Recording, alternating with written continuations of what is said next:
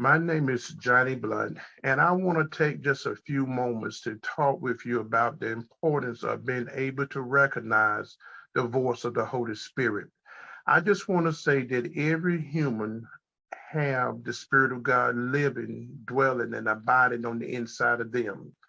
Many times when the Holy Spirit speak to us, we will say, we would think that this is me, Johnnie Blount, talking to myself, when it's really the Spirit of God talking to you. And many times I oftentimes say to people, I say, the way you know that this is the Lord talking to you is because your brain, your mind begin to try to fight what you just heard. So let me tell you a quick story about my son, Thomas Michael.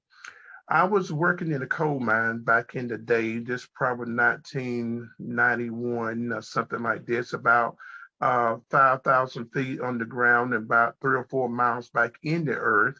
And it's amazing how the Holy Spirit can pinpoint you no matter where you are, where you hide not at. But anyway, I was a coal miner back in those days. And the Holy Spirit spoke to me. He said, when you get home, take Thomas to the doctor. And I was thinking to myself that Thomas must be sick.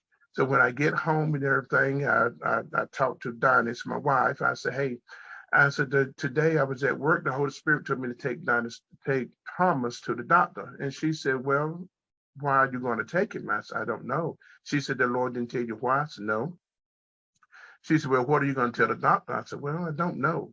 And I said, how's he been doing? She said, he's doing well, been playing all day, been good all day.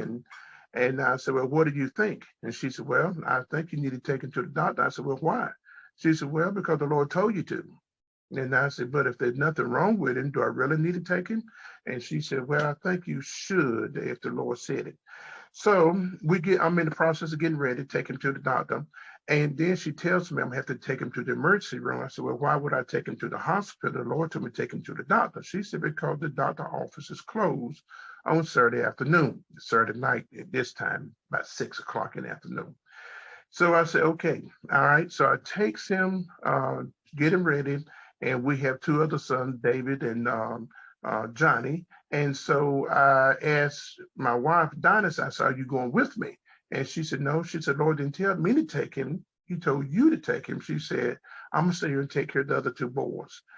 And I said, I got to go by myself. She said, yes. I said, all right. Put him in the car, driving to the hospital, get to the hospital, take him out. He's probably a little bit over a year old. And so when we get here to the hospital, the doctor asked me, how can we help you? You know how they do. You come into the emergency room. Now I try to tell him there's nothing wrong with him, but I supposed to bring him. But I didn't say that. I didn't know what to say.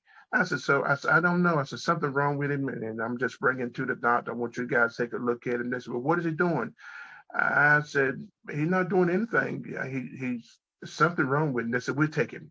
And I really just didn't know what to say. I didn't know how to say what God told me to bring him to the doctor. I believe the Holy Spirit spoke to me. So they took him and they examined him for 3 hours.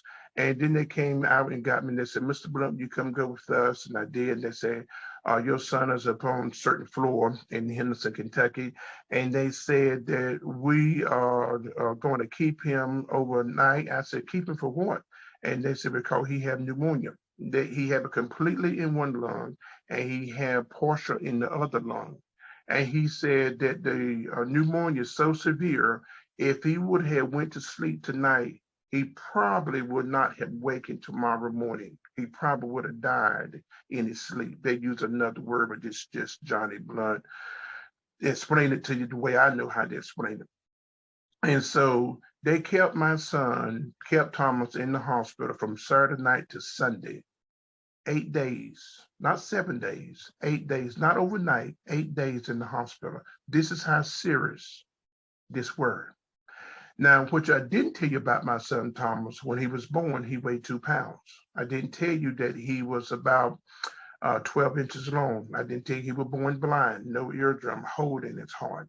So when the Holy Spirit spoke to me about taking him to the hospital, I thought to myself, surely now you have blessed him with pupils. Surely you have blessed him with eardrums. Surely whatever else is wrong with him, you can fix that also. It is critical not to um, walk by tradition, but understand that when the Holy Spirit tells us to do something, do what the Holy Spirit tells you to do. Because if I had not obeyed the Holy Spirit today, there's a strong possibility that my son Thomas would not be here. Then my grandson Lincoln and Amara or Judah would not be here today also. But I'm here to tell you it is important to be able to recognize the voice of the Holy Spirit. God bless you and have a great day.